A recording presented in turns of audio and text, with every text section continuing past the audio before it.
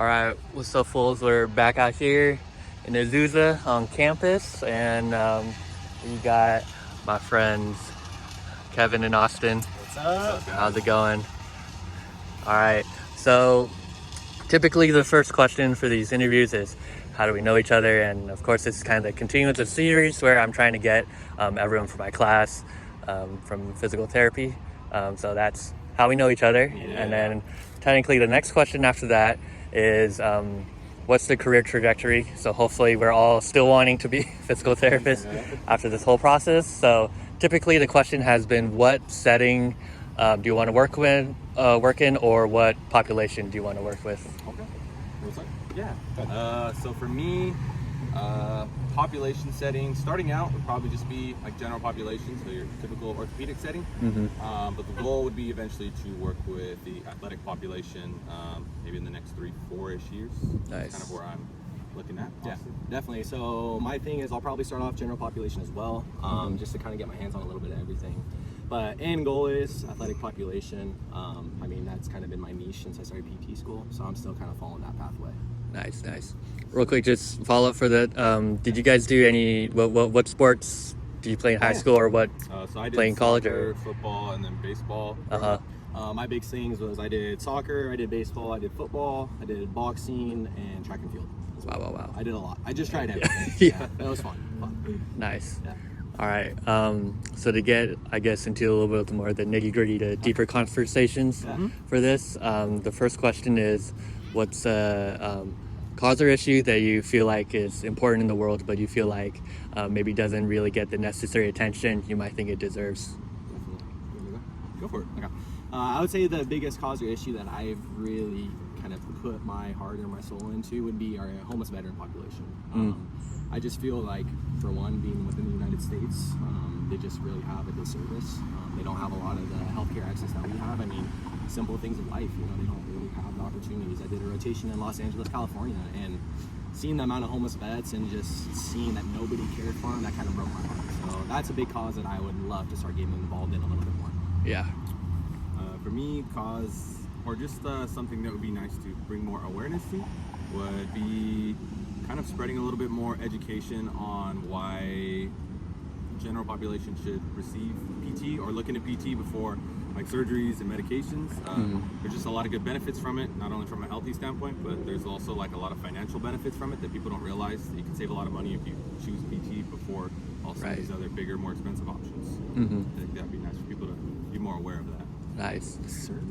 And real quick, just to a follow-up question for you, Austin. Is there a and I guess it's kind of related to the next question, doesn't exactly have to be the answer for it, but is there a resource that you feel like people can either look into or reach out to for helping with kind of that homeless veteran population? A little bit. So I have been researching some. Actually, within the VA alone, I'm just talking about greater Los Angeles area, Los Angeles County. There's a lot of good resources online through the VA. So they actually have a new healthcare law that they just passed in 2020 and 2021 to actually give, for one, more housing opportunities for homeless veterans. Another thing was for more access to healthcare. So I would say one of the best things that you could possibly do is go on the VA's website, look at your local area, and see what kind of, what kind of things they have for you, some sort of opportunities for you. That was the best thing that I found so far. Okay. Nice. And then I guess that kind of transitions to the next question, which is there a person or an organization that you know, or doesn't have to know, but basically you think that they're doing good in this world right now and you want to shout them out? I don't really have an organization. Being kind of newer, I guess, starting out into the PT world here. But I would like to shout out PhysioU. They're doing a lot of great things. I know right now we got Dr. Cam and Dr. Chris on there doing really cool stuff. And then I'll shout out one of my other buddies, Andy Ramos. He started up his own clinic. It's called Fortis Physical Therapy in Orange County. So great people. So links in the description. Links in the description, guys. Yeah. I got one. So my only shout out is for Olivia Ting. She's over at Select Physical Therapy in Glendora, actually. Amazing PT, amazing heart, very, very knowledgeable. Actually in the process, hopefully in the next couple of years, we might be opening up a sports clinic, so look out for that. Oh, nice. Yes, sir. And then I guess also that kind of transitions into the next question, which is what are your Goals for the future Okay. can be just today, this week, can be years, as far as out as you want. All right. Well, let's talk about this. So me and this guy, actually, we have some goals within 10 years. We do. Uh-huh. Sorry. Within 10 years, our goal is we actually want to start looking into forming a practice. Okay. Ultimate goal at the end is practice 20, 25 years of just PT. At the end of the day, we're hoping to just open a couple clinics and have that as a passive income and take more of the business aspect of PT. So we kind of want to get a little bit of everything. Experience how to be a PT and live that PT life, but also the business aspect behind it all. And learn how to run a successful but very beneficial business. Nice.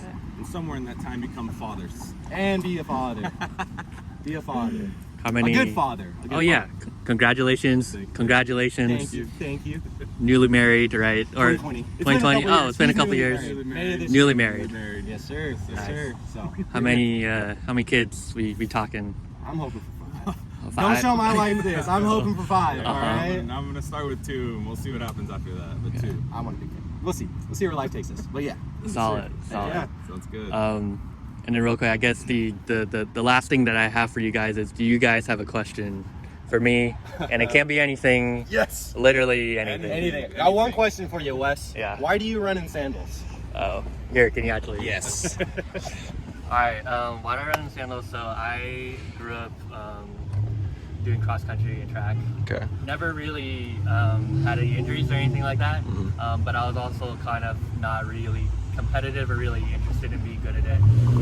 So I think right after I graduated from high school, I read the book Born to Run. Okay. It was basically about this guy. He had a lot of injuries. He went to Mexico and he learned about this tribe in Mexico, the Tarahumara, where they wear sandals and they basically have this life of just running as a form of transportation and as a form of sport. And I just got hooked on the book, and I just tried out the sandals, and it felt good. I used to always just bruise my toenails all the time, so it just worked out well. And Heck yeah. And you can see my man here wearing the sandals already. I love it. I love it. Heck yeah, Wes. Well, thank you, brother. yeah. Thank you, Wes. No, but thanks for letting me interview y'all. Like, Heck yeah, man. series only goes as far as people allow me to ask some questions. So My I pleasure, man. Thank appreciate you it. for taking the time to interview us. Okay. Thank You there, Wes? Yes, Thank thank you, sir. Thank you, sir. Thank you. All right, my man. All right. All right.